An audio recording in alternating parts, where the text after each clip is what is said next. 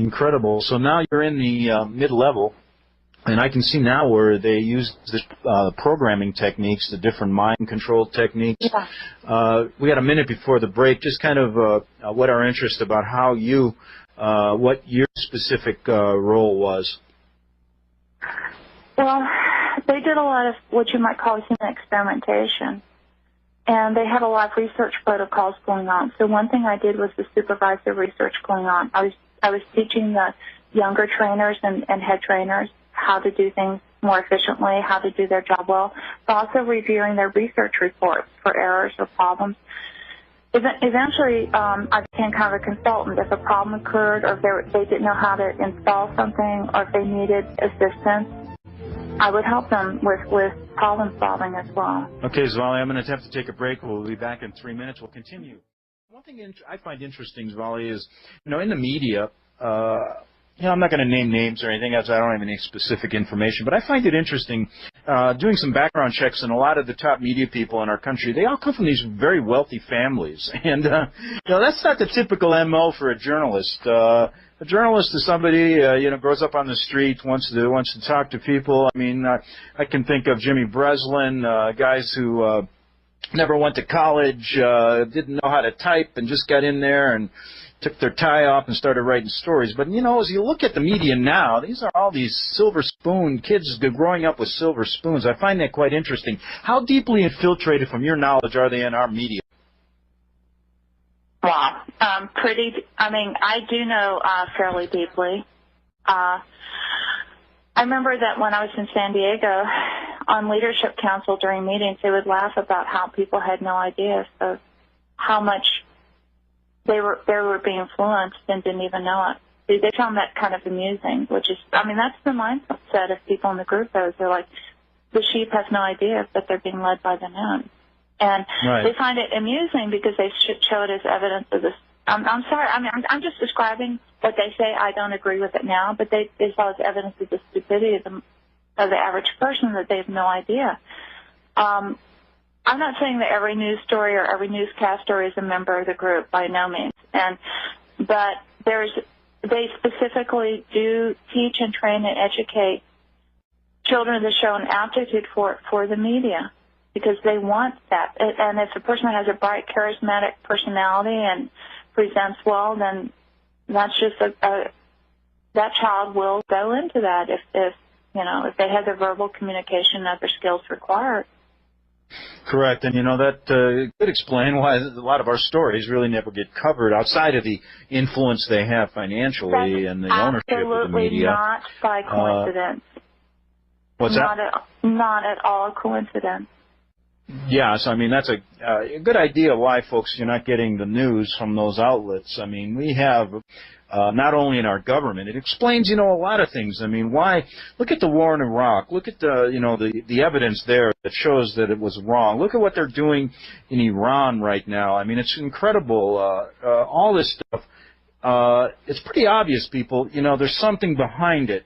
Zvali is here trying to explain this organization from her knowledge, and it's quite a story. I know this idea, you were involved as a trainer, mind programming. This is just, I'm looking at some of the chapters in a book you have yet to publish. We're talking about brainwave, color control, metal, jewel programming linked to stories and movies.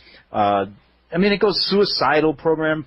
In just a minute here before I break, can you kind of break down what you learned about the importance? We got to take a break, Zvali. Sorry. We're going to do that quickly. Then we'll get back to you. We're talking to Zvali regarding her role as a head trainer in the Illuminati and the American Illuminati. We'll be back on the Republic Broadcasting Network in 2 minutes. Okay, we're back on the Investigative Journal. One more hour, we're talking to Zvali, and she was a head trainer in the Illuminati. Zvali, what type of programming do they actually teach you, and how do you learn these different techniques? Well, you're taught from childhood on. My training in how to be a programmer was very young. I was mentored by another programmer at the age of 5 by a doctor at George Washington University. And he not only did he do the programming on me, but also taught me how to do it to others. The types of programming, again, that could be a whole 10-hour segment to go into depth.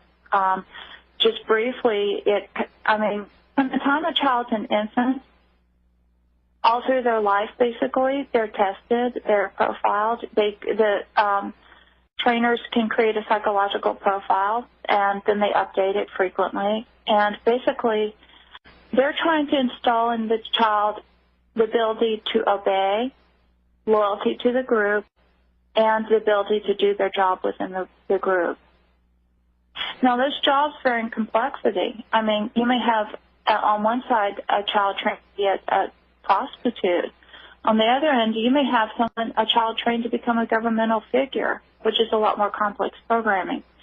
But as long as the loyalty to the group is instilled first, and that's the first and foremost programming always installed, then no matter what their eventual role is, they will remain loyal, and that becomes their first loyalty.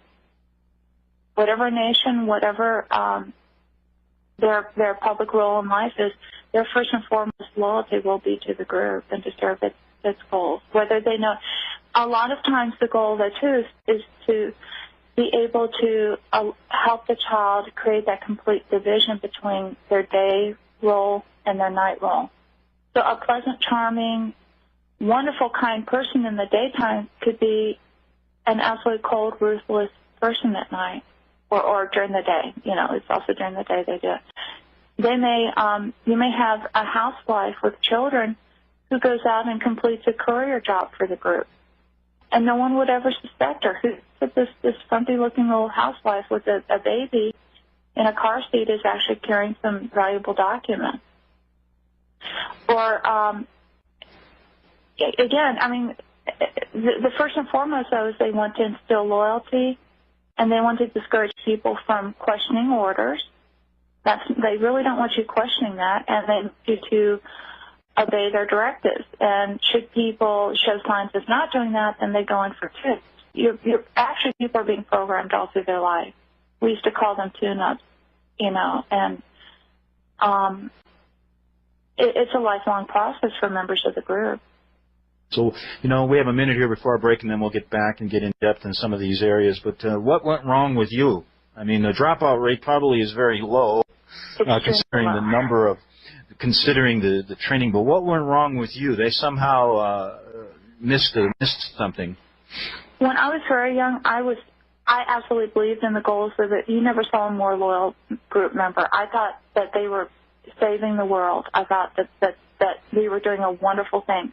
But the older I got, I started to see the methods that were being used were so wrong, and that the end did not justify the means. I became increasingly cynical, partly because I saw what I was doing to people. I was lying to them. I was manipulating them. I was telling them things that weren't true. And I remember questioning this, thinking, I was told lies as a child too then. I was manipulated. And finally, things like that, you start to question as an adult the things you believe. All right, we're gonna take a break, Svali. We'll be back in 3 minutes on the Republic Broadcasting Network. Okay, we're back on the Investigative Journal. Svali, I wanted to ask you a question before we get into how you finally left the group and what happened to you afterwards, your life now. Tell us, you wrote an article, it was kind of interesting, A Day in the Life of a Trainer for the Illuminati. Tell us kind of what you went through in a normal day in your role at the Illuminati. Go ahead. Okay. Basically, I would get up. At the time that I described in that article, I was teaching at a Christian school. And so I would get up. I would get my 2 children. I dressed ready for school. Look just like a normal mom, go through the day, come home. We'd have little friends over and play and stuff like that. And then, have dinner. I was a good mom. I was your average American housewife. I mean, on the surface. Okay. But underneath the surface, then my husband and I would remind each other on nights when there was a meeting. And then what we would do is when we go to sleep, I had programming in place that would allow me to wake up within 10 minutes of a specified time. So if I knew there was a meeting that night, I would wake up 10 minutes before it was time to, get ready and go. A lot of times we would even go to bed with our clothes on, and I never thought that was abnormal, Mm-hmm. I thought everyone went to bed with their clothes on. Didn't even question it, on nights when we had meetings. I thought, oh, it's warmer. Okay. And then we'd get up and go and drive to the meeting. And I was also very involved in military in San Diego. In fact, the group has a lot of military orientation. And so a lot of times I would take the kids to their area. There's an area where the kids would go and change. They had a room, and we would have, baskets of clothes, and we'd change our clothing. You'd take out your clothing, it had your name on it, and put on your uniform or whatever you wore that night. And the kids would wear these little miniature military uniforms. And then they would go out and do their training exercises. They were learning how to march, how to shoot. All kids in Illuminati know, at least in that area, know how to take apart a gun, put it together, and shoot with deadly accuracy by the age of 8 years old.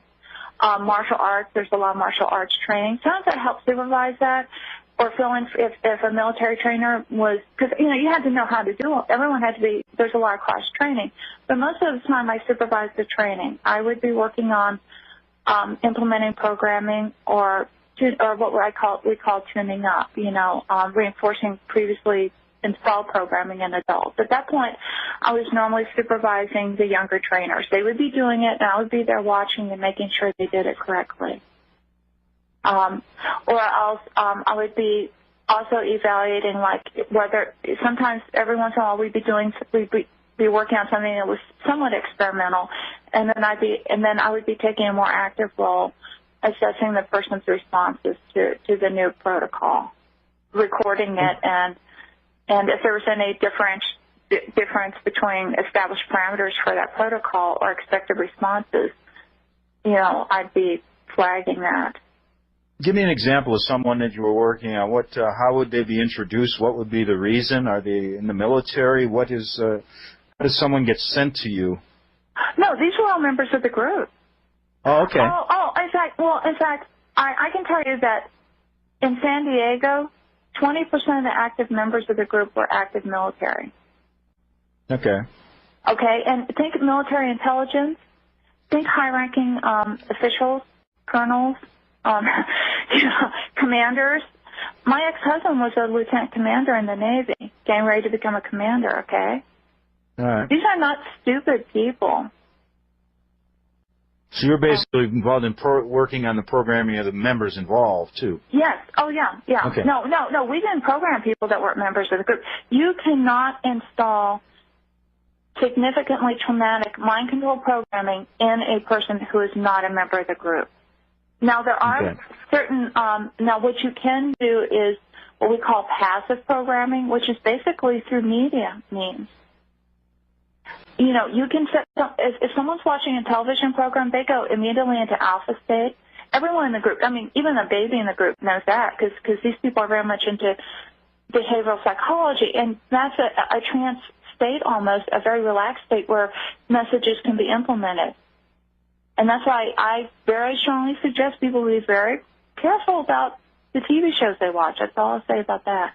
But no, you cannot take an adult who's not a member of the group and do what we did to them. They would go psychotic or they wouldn't survive it, probably. They wouldn't be able to psychologically handle it. Tell us some examples of what you were doing, program techniques.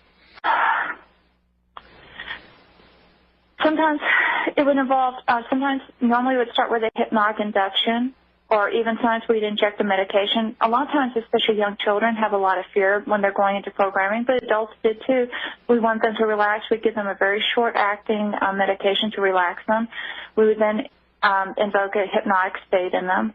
We would then, if it's an older person, I'd be checking the codes already installed. If I was getting ready to install programming in it, and like a young child, I would explain to them very patiently exactly the behavior expected. I'd say, I want you to do this and this and this. I'd break it up into steps, and I'd say, first we're going to practice this. I would show the child what I want them to do. I'd model it. I would then tell the child, do it. The child would then do it, okay. But normally they won't do it well the first time, so she or he would get shocked. That was called, because the group very much uses what they call positive and negative reinforcement. Okay, if the child did not do it perfectly the first time, they're shocked. That's the negative reinforcement. Then I'd say, do it again. They would show me the behavior. Now, at this point, we start associating the behavior with an external stimulus or cue, too. Now, a lot of times the child is, if this is a behavior, though, that we want associated with a specific code, the child will often been traumatized very heavily first to create a fragmentation in their personality. And then the code, and then the behavior and the associated cue are given. Like, you might hear a tone like bing, bing, bing. All right, I want you to do this. Bing, bing, bing. The child hears the tone, they get up, and they do the behavior. Once they can perform it perfectly, they're rewarded with praise, good job, or a hug. Children like hugs or something like that. Then you do it over and over and over. That's why trainers have to be very patient people. Because then maybe after the child's done it 50 times, then they hear the cue, they get up, they do it. It's not even a conscious, it's reflexive. At that point, it's considered installed. For very, very important programming, I'm talking about like N-level assassin programming, because we did train people how to assassinate people, and that's a whole other topic that I don't want to go into here. Okay. We would then do a ritual to seal the programming afterwards. Okay. You know something, I was just looking at some of your articles, and one was Christmas in the Cult, just to get off on a different subject here. Sure. And you say this is quite different for you when you were growing up than it is for most children. Can you just kind of briefly tell us what you meant by that? Yeah, I mean, we had trees and presents and things like that, but for most children, Christmas is just happy time, lots of presents. But in the group, some very high ceremonies that are celebrated. Several times, many times, I flew to Germany, and there was no Santa Claus. They had a figure called Father Yule, who represents Christmas there, but he is not the kind of benevolent Santa that you see here. This is a man with a golden scepter, dressed in a white robe and a golden sash around. And I was once at the German father's house where there was a gathering of children and adults, and Father Yule was present, and he raises the scepter and basically strikes down the child in front of everyone. Oh, my God. I know. Strikes down the child? Yes, he struck down the child with his scepter, and that is not what you call a happy Christmas, No. Now, at the same time, yes, we did have tree, and fruitcake and all that, and decorate the house, but there's another side to Christmas. I'm just listening, and I just can't believe, we got leaders in our country that have probably gone through this kind of stuff. I mean, it's just incredible, this group. I mean, I know they've been around for a long, long time, thousands of years, and gone through, came here, George Washington was a 33rd degree Mason, and we go on. The question, I want you to understand just from my point of view, I just wonder how, you write a story at the end of the Illuminati. How do we get rid of these people? I know you're out of it. You couldn't take it anymore, but do you think we can inspire more mid-level people to just leave like you, so they have no one to do this kind of insidious, crazy programming and lifestyle? What do you think? Well, I believe that as strongly as a Christian, that it's a spiritual warfare as well as a emotional and psychological warfare. I believe that by the grace of God. But I will also say that when I was in the group, a lot of the members are not happy. You will have people in the group that are there because they love it, because they believe in the goals, they're totally dedicated. But to be honest, I also knew as many people who would have left in a minute if they thought that they could get out and make it. And about your husband, just to break in and go back to that, do they marry you to somebody in the group, or is that forced on you? No, in the group, marriages are always arranged, in my experience. In my 38 years in the group, I never knew of a couple in the Illuminati that did not have an arranged marriage. It's Let me just mention a couple that I suspect. Clinton and Bill and Hillary. Oh, well, yeah. Yes, definite. Yes, Bill. Go ahead. Yeah. And a lot of times these marriages are arranged for compatibility, but also for bloodlines, to bring the right bloodlines together. Okay, good.